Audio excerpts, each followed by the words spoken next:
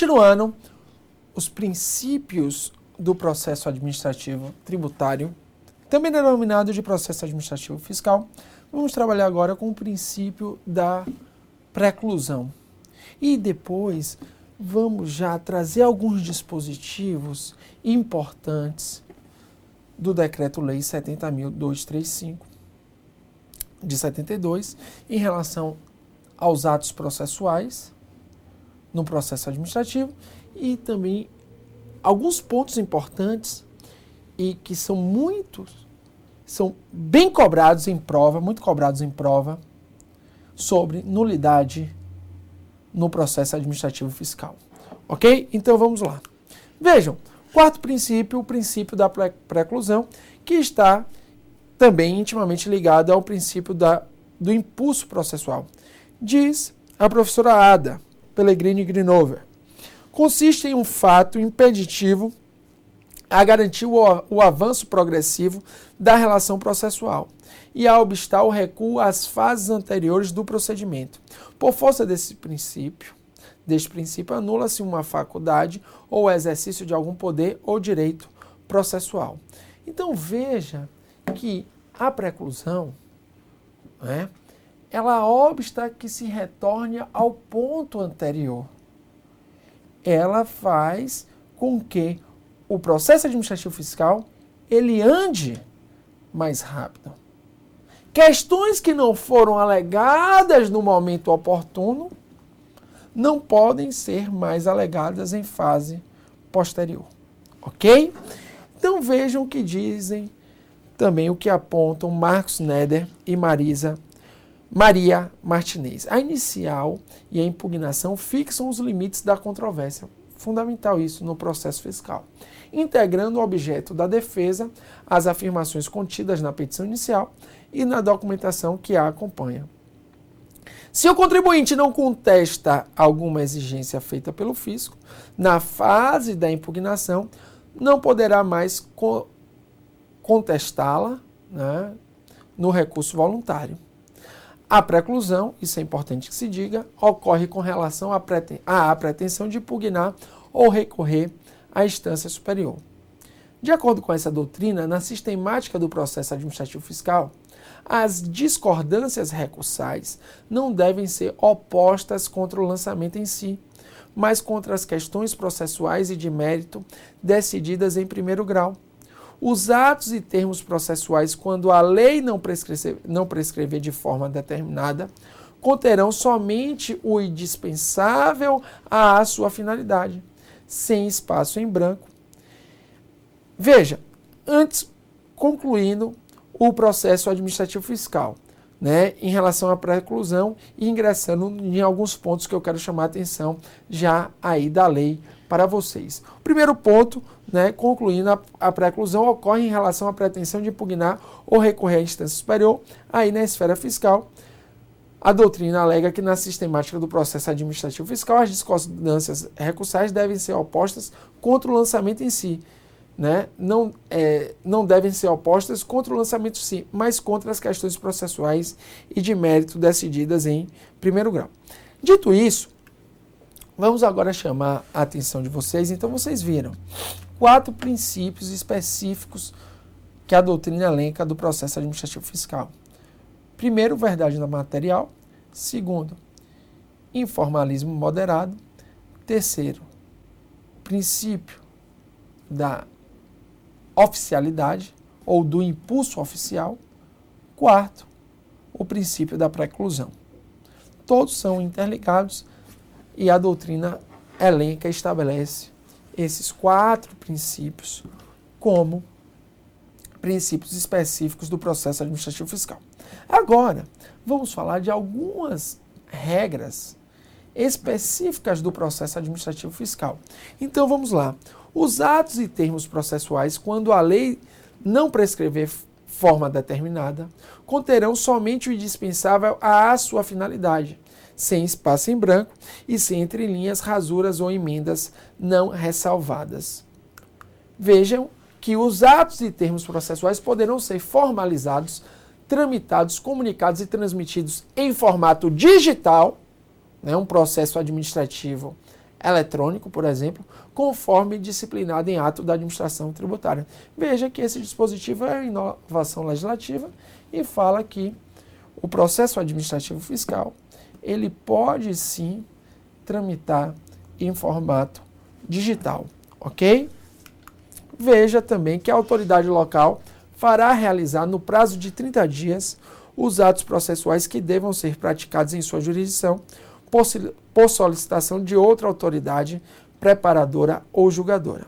Salvo disposição em contrário, o servidor executará os atos processuais no prazo de 8 dias. Isto é fixado na nossa lei de regência do PAF. Os prazos serão contínuos e aqui há essa especificidade, excluindo-se da sua contagem o dia do início e incluindo-se o do vencimento. Os prazos só se iniciam ou vencem no dia de expediente normal, no órgão em que corra o processo, ou seja, em que tramite o processo ou deva ser praticado o ato, ou seja, somente em dia de expediente normal. E aqui vem um ponto fundamental, a questão da nulidade e como ela é regulada no processo administrativo fiscal federal. Posso dizer com tranquilidade que esses dispositivos são bem cobrados em provas de concurso. Então, verifiquem a possibilidade da leitura deles na lei, no decreto, e eu vou aqui também chamar a atenção de vocês de algumas particularidades da nulidade no processo administrativo fiscal. Primeiro ponto, vejam que são nulos os atos e termos lavrados por pessoa incompetente.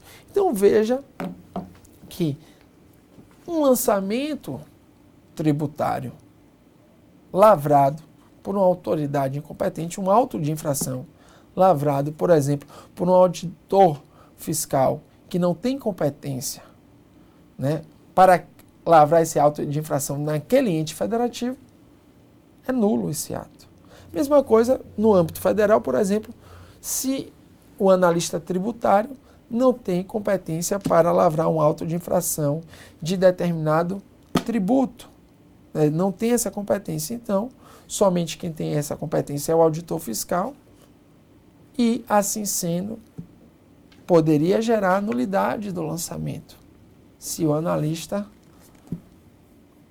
assinasse o auto de infração sem a assinatura do auditor fiscal competente para aquela situação.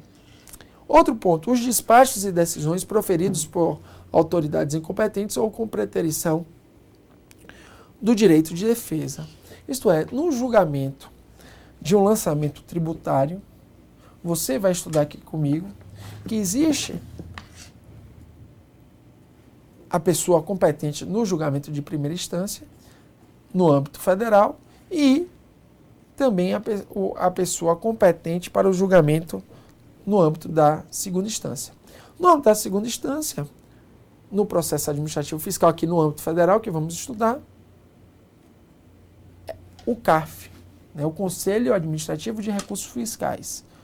O CARF, Conselho Administrativo de Recursos Fiscais, ele fica localizado lá em Brasília. E você vai verificar comigo aqui como se dá esse julgamento em segunda instância. Então, veja, a lei estabelece as pessoas competentes para os respectivos atos e para os respectivos julgamentos. Se for desobedecida esta lei, o ato é nulo.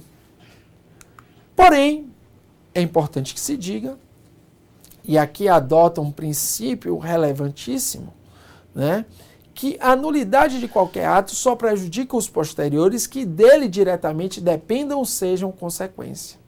Ou seja, se a nulidade não prejudica aquele ato, ela pode ser sanada.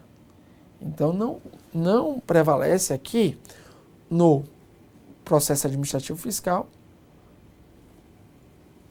aquela questão, aquele ponto de vista da nulidade ser insanável, sempre insanável.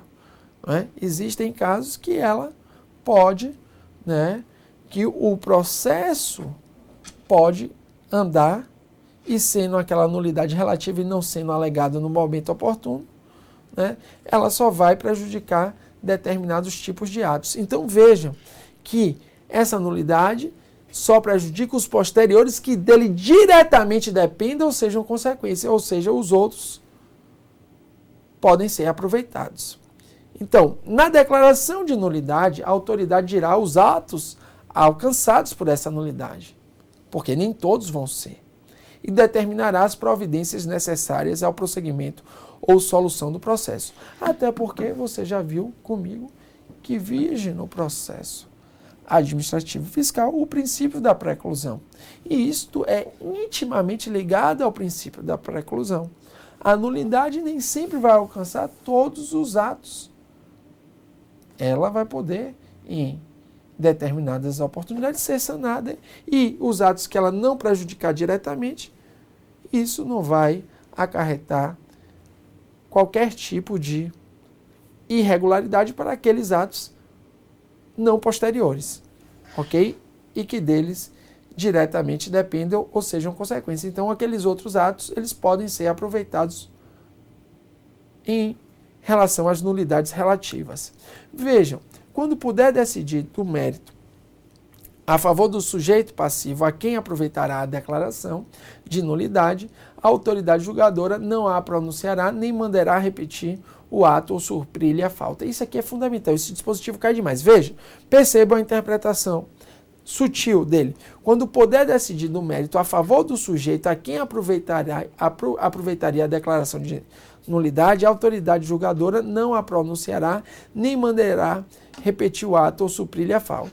Por quê? Existe o princípio do enriquecimento sem causa, do não locupletamento com a jactura alheia. Então, a pessoa, isso aqui é importante que se diga, não pode se beneficiar da nulidade provocada por ela mesma. Então, isto é importante.